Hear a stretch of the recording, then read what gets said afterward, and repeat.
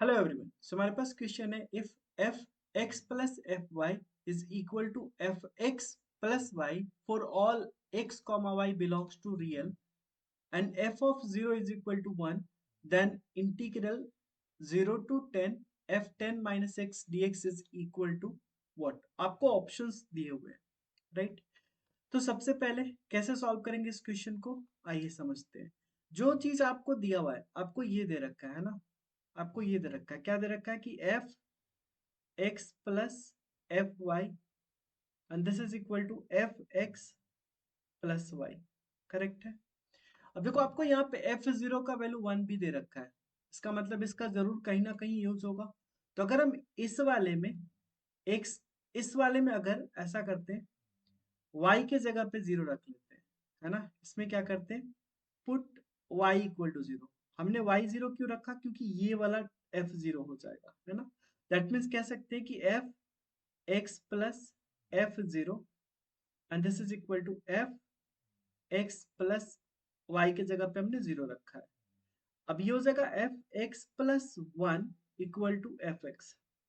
और आपने पढ़ा है, क्या पढ़ा है, कि अगर आपको कहीं पे मिलता है f x plus t is equal to F x, मतलब इसका क्या है कि एफ एक्स जो है आपका क्या है, पीरियोडिक फंक्शन है ना। एफ एक्स क्या आपका पीरियोडिक फंक्शन है, जिसका पीरियड क्या है, इसका पीरियड कितना है, टी है।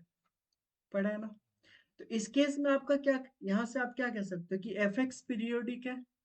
यहां से आप ये पॉइंट आउट कर सकते हो कि एफ एक्स हमारे क्या है, एक पीरियोडिक फंक्शन है, जिसका पीरियड क्या हो जाएगा, जिसका पीरियड वन है ना। फंडामेंटल पीरियड कितना है, वन है। क्लियर है ये चीज, ठीक है।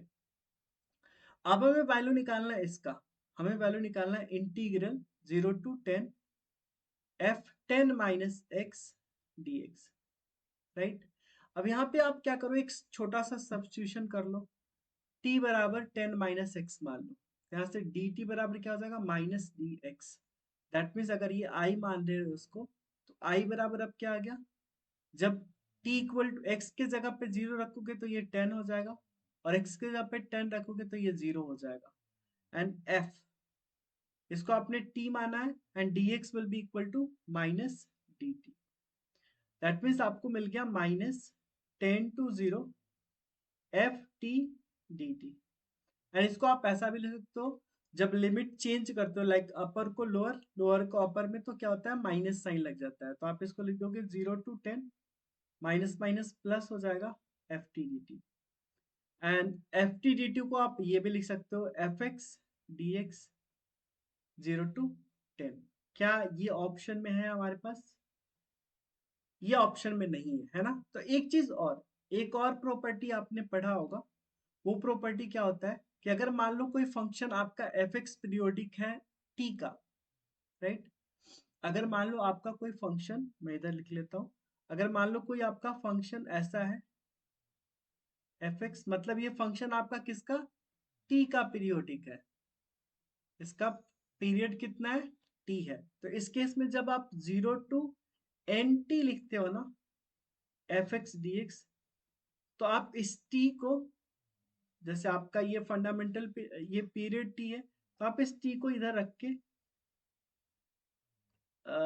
ओके, ये पीरियड है ना आपका, तो यहां से आप ऐसे कर सकते हो, इस वाले जो एन है ना, ये आपका एन टी है, राइट।